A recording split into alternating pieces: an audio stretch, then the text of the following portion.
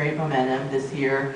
We're externally been recognized by 2 different individual organizations and being selected top 5, one by the U.S. Hispanic Chamber of Commerce, and the other by Latina Style. So if nothing else, internally, we believe we're strongly building that strategic partnership with our business, with global recruiting, with all of and to see it also being recognized outside of the company gives us some really great confirmation of the work we're doing. But never an easy moment or to rest, because we're always looking to do more.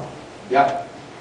Thank you, Vicki. And this is within the ORA strategic objective. This is the specific chapter that Vicki and myself co-lead. Is the champion leadership growth, and you can see the 3 pillars that we have established. One is in recruiting, development, and advancement. And under each of those pillars, we have very specific strategic initiative and objective. Like tonight, we're probably working more under the development and the recruiting part of our strategic objective there. With no further ado, what I'd like to do is turn this over to the main speaker of the night, and I just want to say thank you one more time for your patience as we were waiting for people to come in, and I hope that you have a very enjoyable evening.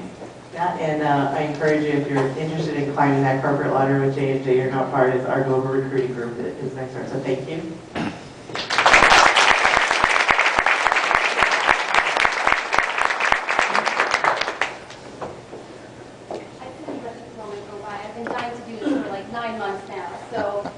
It is my pleasure to be able to introduce to you our keynote speaker for today. Bud Vilanich, known as the Common Sense Guy. Bud Vilanich, known as the Common Sense Guy, is here to guide us through a very participatory workshop. So without further ado, Bud Vilanich.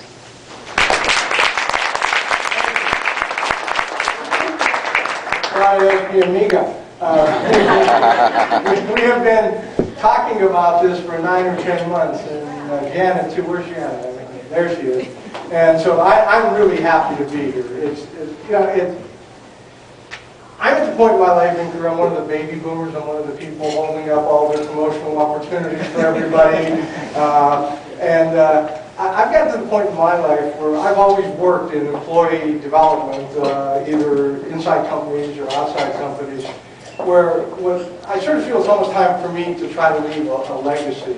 And so lately my writing and a lot of my thinking, a lot of my business has really changed to trying to not only just help people succeed in their lives and careers, but also with a very specific group of people. If you look on the internet, there's always all sorts of people who want to teach you how to start your own business or become an internet millionaire and all those kind of things. Well, most people, in my experience, still work for companies. And I have, I think, some unique experience in that I've been working, well, I graduated from college in 1972, 40 years ago.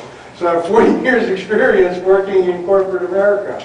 And as I've been telling a few people as we were waiting for the program to begin, I was a working class guy. I grew up, and my dad was a steel worker, and it was always, oh, Bud, you got to go to college, you got to go to college. So I went to college, and then I realized, boy, there was a whole lot I didn't know about how to succeed in a large corporate environment. And most of what I learned the hard way through experience. I took a lot of lumps. So my whole mission as I enter my golden years, and I'm one of those people who say I'll never quit working because I really do like what I do.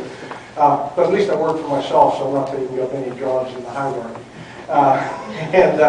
Is to help people really be able to climb the corporate ladder, to sort of take some of the experiences that I've had, share them with people, so that maybe a little bit of my hindsight can become some of other people's foresights. So that's why I'm really pleased to be here. It's always exciting to do an event like this in the evening because I know that everybody who's here pretty much wants to be here and is really committed to developing his or her own career. It's one thing if the company sponsors something and you go at lunchtime. It's a whole other thing when you show up at night because I'm sure most of you have families, And you have other things that you could be doing, even if it's watching Modern Family on TV, which, by the way, is a great show, and I think really is, if you go back to the video there, reflective more of where our society is today than what some people might think it is. And besides that, Sofia Vergara is like really hot. But anyway, I want to take one issue with some of the stuff that you had up there on the screen. I don't think diversity is an important issue for business in 2020. I think it's an important societal issue.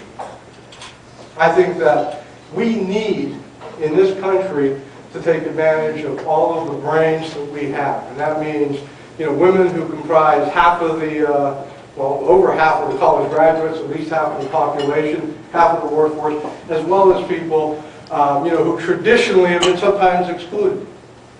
And so I think that diversity is a societal issue, not even a business issue. And by being a societal issue, I think it's also a business issue. So I'll take issue with you on that one. But I think you'll be okay with that, right? Okay, yeah. And, it's also funny. I do a lot of work in pharmaceutical manufacturing. And so I have done a lot of work in Puerto Rico over the years. And I've always really enjoyed going to Puerto Rico because sometimes when I'm talking about important things that leaders need to develop, like empathy, well, if I'm doing a talk here in the U.S., there's a bunch of white guys sitting around, they kind of look at me like, empathy? I go to Puerto Rico, I start talking about empathy, and everybody's going, yeah, they're all nodding their heads, they get it. And I do think that there is something culturally about Latin people that they pay more attention to sort of the human part of it. One of the things that I've always loved in Puerto Rico, I'll be in a meeting, everybody comes in, shakes hands with one another. And you may adjourn the meeting and go to another meeting where like 8 out of the 10 people were there. People come back in and again, greet each other. I just have always loved that about Latin culture. And I think that that's one of the things it's always fun for me to be in a Latin environment. Besides that, I like the food. Arroz con habichuelas, that's some of my favorites. But anyway, you don't want to hear my story, but I'm here to talk to you a little bit today about trying to create the career success that you want to deserve. And let me start. There is one, I think, huge myth about corporate success. And that's really, my work will speak for itself. My work will speak for itself. And you have to be a good performer. Your work has to be good. But it doesn't speak for itself. And I'll tell you what's sad about that is that we get conditioned to think that it's going to speak for itself. Think about it. When you were in high school, how did you get into college? You kind of kept your head down. You didn't bother anybody. You got good grades, right? You were in college. How did you get your job interviews? Well, you got good grades. How did you get good grades? Well, you wrote good papers. I was telling some people over here, we were sitting before, I used to teach at Northeastern University, and I used to be amazed. The first midterm, somebody, there'd be like a class of like 30 people, and somebody would write this absolutely, unbelievably, good midterm. And I didn't know who it was. And half the time it was a woman too, but in terms of this my work will speak for myself thing. And the point I'm saying is you can get through college with a 4 and probably never say anything in class. Nobody knows who you are. And so the point that I want to make about this is once you get into the workplace, everybody's a good performer. Everybody does good work. The ante's up. I mean, if you get out of school and you got like the 2.1, chances are you're not getting the job at J&J, right guys? Everybody has the good grades. Everybody is sharp. Everybody knows what they're doing. So if you just think that your work will speak for itself, you need to think again. You need to think again. Because while you have